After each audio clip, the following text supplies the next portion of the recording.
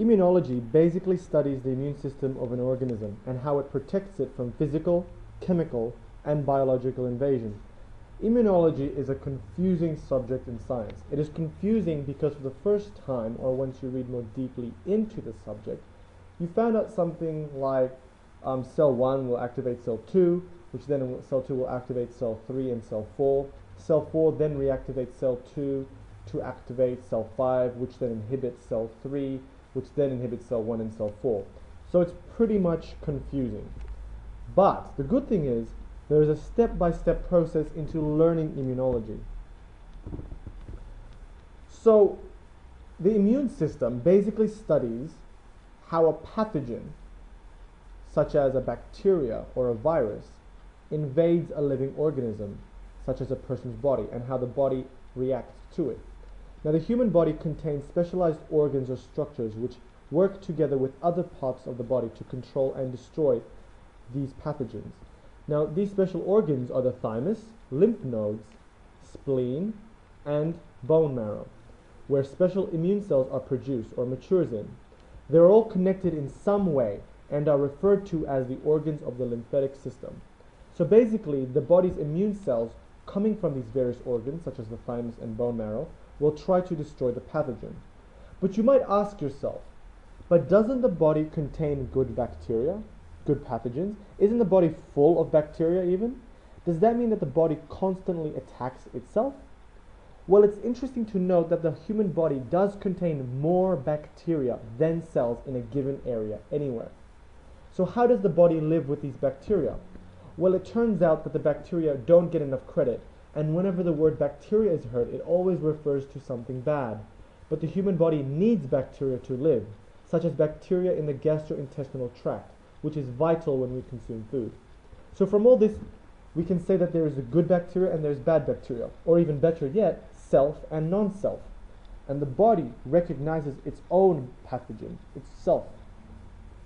So for example, if we have one of those immune cells which we discussed, such as a phagocyte, and it comes along a non-self bacteria or pathogen, a bad pathogen, it will consume it and eliminate it without hesitation.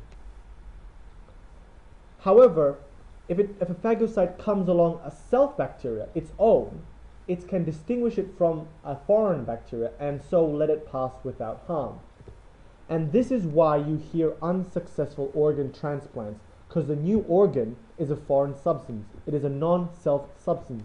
And so a non-self substance will initiate an immune response, triggering an attack on that new foreign organ.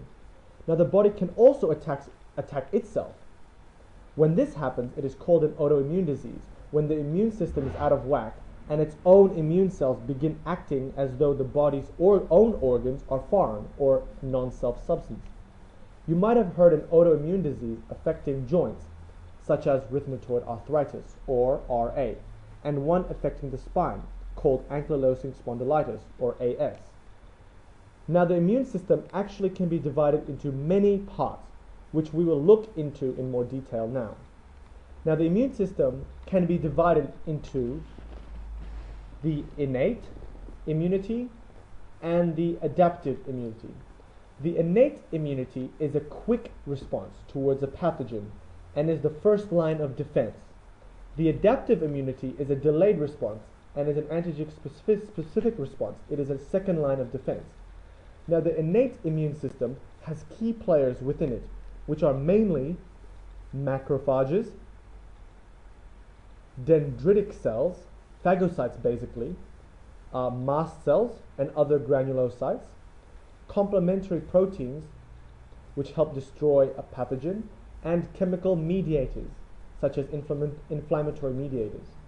Now these cells and substances are connected with T cells, which then initiates the adaptive immune system. The cells of the adaptive immune system are the B cells, which secrete antibodies, and the T cells. Now the T cells then can differentiate into T killer cells and T helper cells. But all these cells are actually connected in some way. So let's look quickly at this antibody and what it means.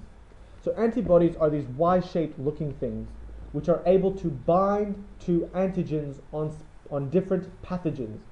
When these antibodies are successfully produced and are able to bind to these pathogens, the immune cells, such as the phagocytes, can then easily eliminate the pathogen. Because the main players of the adaptive immune system are the B and T cells, the adaptive immunity can be further divided using each cell.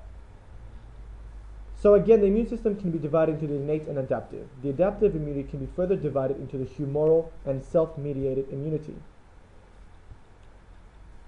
where the B cells are the main players of the humoral immunity, and the T cells are the main players of the self-mediated immunity. But essentially, at the end of the day, the T and B cells have to work together to destroy the pathogen. Well, actually, the cells of the innate immunity, such as the phagocytes and antigen-presenting cells, also have to work together with the adaptive immunity.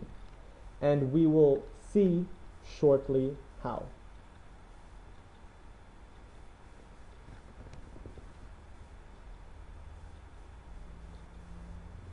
So, when a pathogen decides to invade a body and goes from the outside to the inside, the innate immunity kicks in. And so basically, first we can say that the phagocytes will try to consume and destroy the pathogen.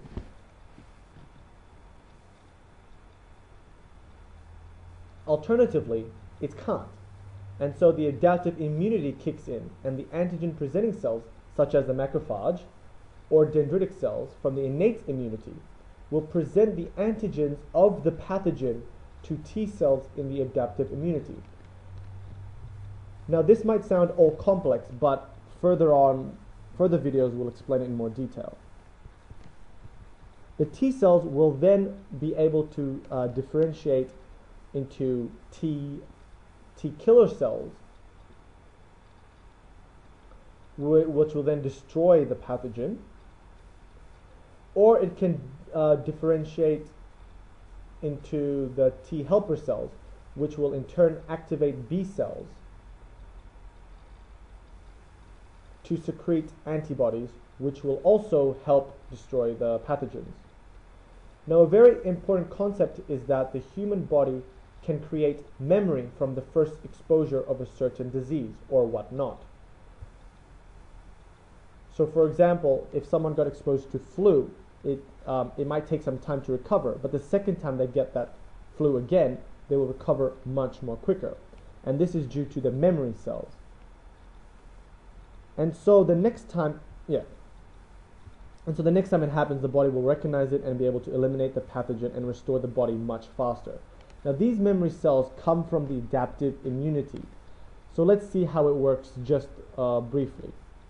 So let's just say we have a first exposure to a certain disease or whatnot.